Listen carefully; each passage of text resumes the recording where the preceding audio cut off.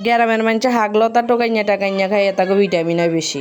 আসসালামু আলাইকুম, আনারা বেকে বেলা আছেন? আলহামদুলিল্লাহ নগবই নাসি বেলায় সকালবেলা ঘুমেতুন উড়িয়ে দিয়ে আনমা গ্রামের বাজারতুন যায় বাজার ওদায় করে লই আইছি দেশি হাগলতা। গ্রামে থানের একটাই মজা বুঝিনি, দেশি হাগলতা একদম শ্বাস ছাড়াই হান যায়।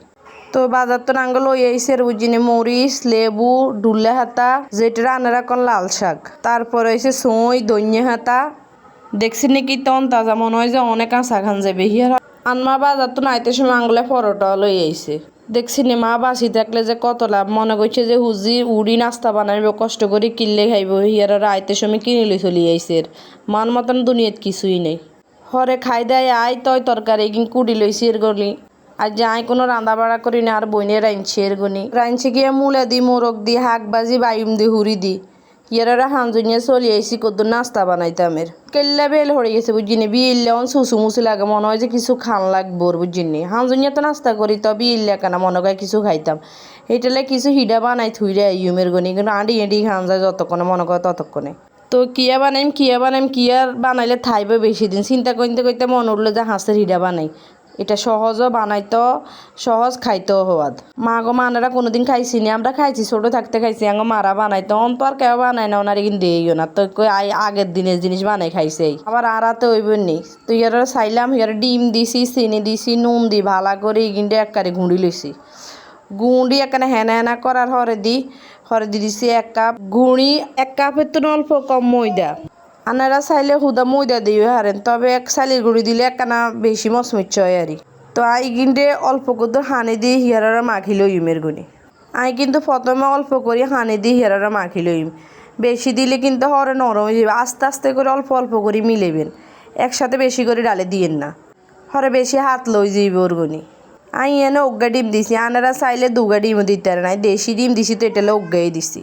বাবুরে বাবু হাসিয়ান কিনছেন তারা বুঝিয়ে নেই, মনে হয় 5 বছর হইব ওর গনি। আইজ হিডা বানাইম কাই হিডা বানাইম কে বানানি না, আজ জায়গায় যে বানাই ছাড়ি দিম। এরা বানাইছি এর গনি। আর বানাইতে বানাইতে মনে মনে ডরাইতেছি জানি ওইব অন্যি। একবার মনে করছি মারে কমি হবার না, আস্তে আস্তে বানাইতে বানাইতে সবই হইবে, নিজে নিজে চেষ্টা করি চাই। অন্যান্য অঞ্চলে খাই কিনা জানি না বুঝি না। নোয়াখালীতে আগে হিডা বেশি বানাইতে, এই হিডার ফসলন বেশি আছিল। আগে বেশি করে মানুষে বানাই, এটা হরের মধ্যে রায় দিত।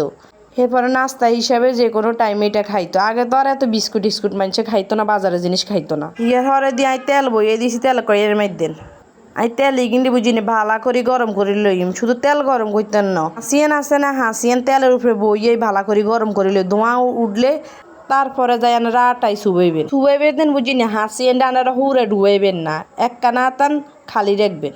আনারা ভালা করে আর হাসিনে দিয়ে রে নিথা না কেনে চুবাইছে। আই হুড়ে কিন্তু চুবাই না হাসিয়েন। আন্নে করে দেখানোর আগে বুঝি না আই আগে ওগা বানাইছি। ওম্মা মাশাল্লাহ দিয়ে অনেক সুন্দর হয়েছে। আই নিজে চিন্তা করতে হারি না যে এত সুন্দর করে আমি হিডা বানাইতে হারি। আর দে এত সুন্দর একখান গুণ হয়ে গেছে। জীবনের প্রথমে হিডা বানাইছি, মনে হয় যে না প্রথম বানানো, এটা আরও কয়েকবার করে বানাইছে। আর হিডা বানানোর স্টাইলে মনে হইতেছে অনেক সুন্দর হয়েছে মাশাল্লাহ করি। আগে আঙ্গ নোয়াখালী গ্রামে বুঝিনি কত হিডা নাস্তা বানাইতো, কত কিছু বানাইতো। বিয়ে শাদি ওগা লাগলে ইচ্ছা দাইলে কত হিডা নাস্তা বানানি হইতো। অনার কেউ করে না, অন ব্যাগে বাজারতুন কিনে আনি খায়। মানুষের অন রথের দাম হয়ে গেছে। আন্নগুলো কথা কইতে কইতে বুঝিনি আর হিডা বেগুন হয়ে গেছে। সান কত সুন্দর হয়েছে মাশাল্লাহ করি। আনারা একবার হইলে হিডাগুন বানাই চাইয়েন। হিগারা রান্না করে ভাঙিয়ে দেখেছি কেক কেন হয়েছে, একদম মসমস হয়ে যায়। ঠান্ডা হইলে গরম থাকলে প্রথম অবস্থা একখানা নরম দেয় আরই। তো আই রান্না করে ওগা ভাঙি দেয় এর একদম মসমস হয়ে গেছে এর। তো এই ভিডিওটা নিয়ে শেষ করছি। ভালো লাগলে লাইক কমেন্ট শেয়ার করে দিন। আল্লাহ হাফেজ।